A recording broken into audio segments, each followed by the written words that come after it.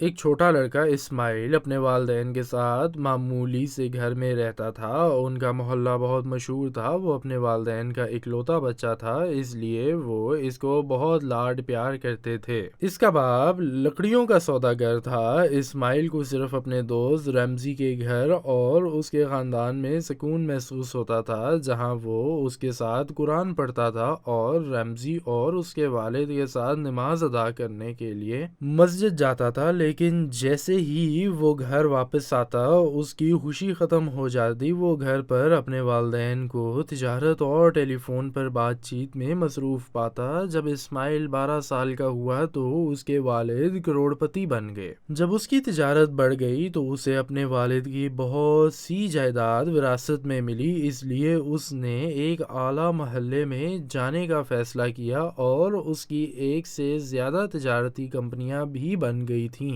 اور اس کا رابطہ رمزی اور اس کے خاندان سے منقطع ہو گیا۔ اسماعیل کے والد اسے بڑے تاجروں میں سے ایک بننے کے لیے تیار کر رہے تھے۔ اسماعیل جوان ہوا اور اپنے والد کی وفات کے بعد اپنے وراثت میں بہت سی کمپنیاں، کارخانے، زمینیں اور جائیداد ملی، لیکن سب کچھ ہونے کے باوجود وہ خوش نہیں تھا۔ اسماعیل نے اس کے پاس جو کچھ تھا اسے خود کو خوش کرنے کی کوشش کی۔ اس نے ہر وہ چیز حاصل کی جو وہ کر سکتا تھا، لیکن اسے وہ خوشی نہیں ملی جو وہ چاہتا تھا۔ پھر وہ ہر وہ چیز حاصل کرنے کے ہر مرحلے سے گزرا جو نایاب تھی، لیکن اس نے محسوس کیا کہ اس کا اثر بھی عارضی ہے۔ اس لیے اس نے فٹ بال ٹیم خریدنے جیسے بڑے منصوبوں کے مالک ہونے کے مرحلے آزمائے۔ وہ مختلف سیاحتی مقامات پر بھی گیا، لیکن وہ خوشی نہیں ملی جس کا اس نے تصور کیا تھا۔ پھر اسے رمزی، اس کے بچپن کا دوست اور اس کا خاندان یاد آیا۔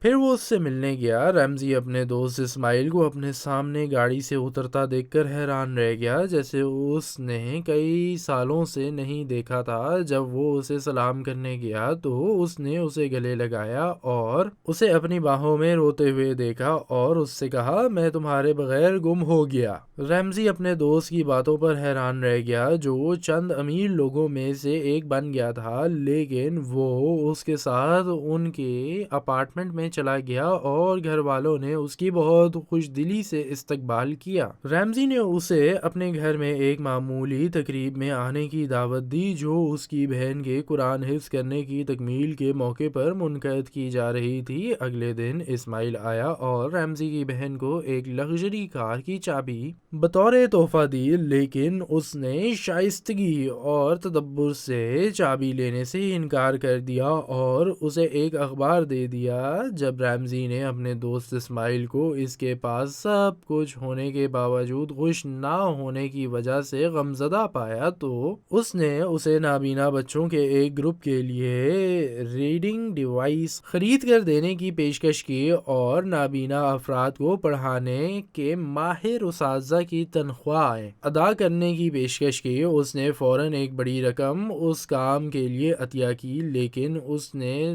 دیکھا کہ اس کا دوست اس کو اصرار کر رہا ہے کہ وہ اس کے ساتھ جائے اور اپنا تحفہ خود بچوں کو پیش کرے۔ چنانچہ وہ اس کے ساتھ گیا اور خود بچوں کو آلات پیش کیے۔ اس نے بچوں کے چہروں پر بڑی خوشی دیکھی جب وہ بچوں کو چھوتے تھے، وہ آلات جن کا وہ اتنی دیر سے انتظار کر رہے تھے۔ لیکن اسماعیل کے دل میں جو چیز حقیقی خوشی لائی تھی وہ ایک بچہ تھا جس نے اس سے بات کرنے اور اسے ریکارڈ کرنے اور ریکارڈنگ کو اپنے گھر لے جانے کا کہا۔ تو اسماعیل نے بچے سے پوچھا، آپ کیوں ریکارڈ کرنا چاہتے ہیں اور اسے اپنے ساتھ گھر کیوں لے کر جانا چاہتے ہیں؟ اس کے حیرت انگیز جواب سے اسماعیل نے حقیقی خوشی کا مطلب سیکھ لیا اور اس کی زندگی کو بالکل بدل دیا۔ جب بچے نے اس سے کہا، میری بہت خواہش ہے کہ میں آپ کو دیکھ سکتا، لیکن اس خواہش کی مشکل کی وجہ سے اب میں صرف آپ کی آواز کو یاد کرنا چاہتا ہوں ताकि जब भी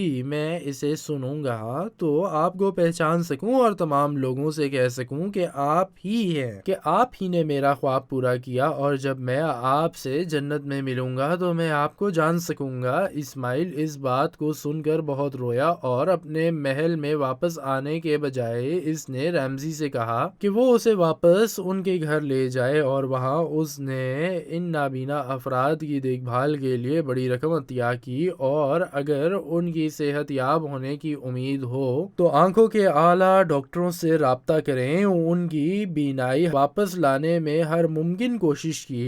इसने यतीमों और बेवाओं और गरीबों की देखभाल के लिए भी रकम अतिया की, और फिर उसने अचानक रैमजी के वालिद से कहा, मैं आपकी बेटी से शादी करना चाहता हूँ, मेरी खुशी इसी के साथ पूरी होगी। सबने इसकी दरख्वास्त मान ली, और उस दिन से इस्माइल अपना सारा वक्त अपनी बीवी के साथ खैराती कामों में गुजारता था, और हर मौके पर अपनी बीवी से कहता था कि हमारे नबी सल्लल्लाहु अलैहि वसल्लम ने ठीक कहा था। आप सल्लल्लाहु अलैहि वसल्लम ने फरमाया, तुम्हारी मदद की जाती है कमज़ोर और गरीब के ज़रिए से।